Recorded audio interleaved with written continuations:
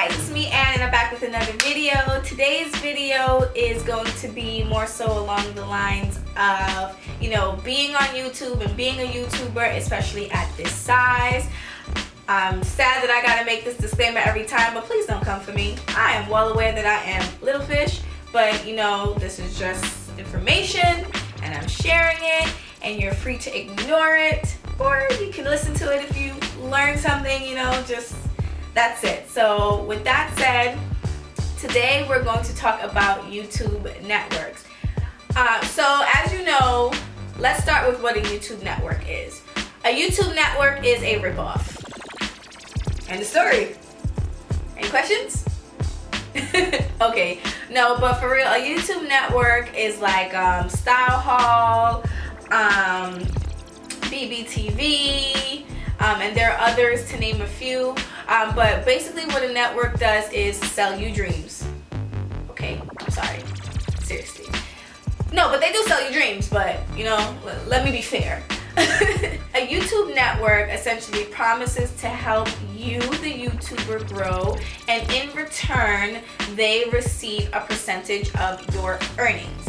Now, YouTube is run by Google, and Google already takes, I believe, 45% of whatever your earnings are on your ad, and you're left with 55%.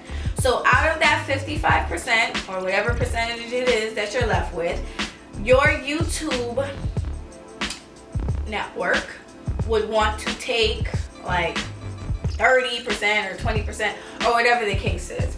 So let's just break it down, and we're gonna I'll try and get the math here. So let's say you're popping and you make $2,000 gross off YouTube, okay?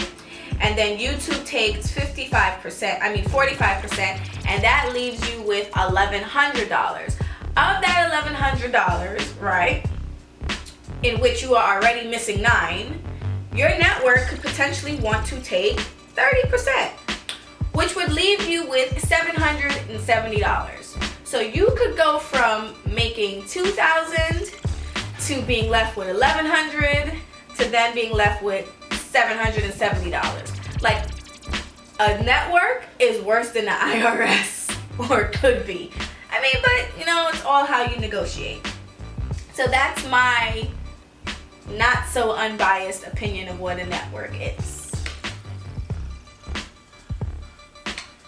I'm trying to figure out why I would sign my life away like that. Don't know. Yeah. So my whole advice, and again, it's just my stupid advice. If you see or get approached by a YouTube network, you're good. Just leave it alone. At the end of the day, these people are like the devil. They'll sell you a dream and tell you, okay, we'll help you do this, do that. Some of them will provide you a dope, cheap banner that you could probably do yourself, get done for little or no money, or go without. And then you're like, yeah, I'm popping now. I got a banner. I'm like a part of a network. Yeah, this is about to be lit. They're about to, promote my videos, help me grow. None of that happens. But you keep pushing and pushing and pushing, and you promote yourself, you bang out awesome content, and then next thing you know, you have all these views and your checks go from whatever, and at first it's like, okay, cool. If you make $100 and they take 30% and you end up with $70, it's still small money anyhow you put it. But let's say you start making $4,000 and then they come and collect their 30%. Now, we're gonna do the math together. I'm going. Okay, you make $4,000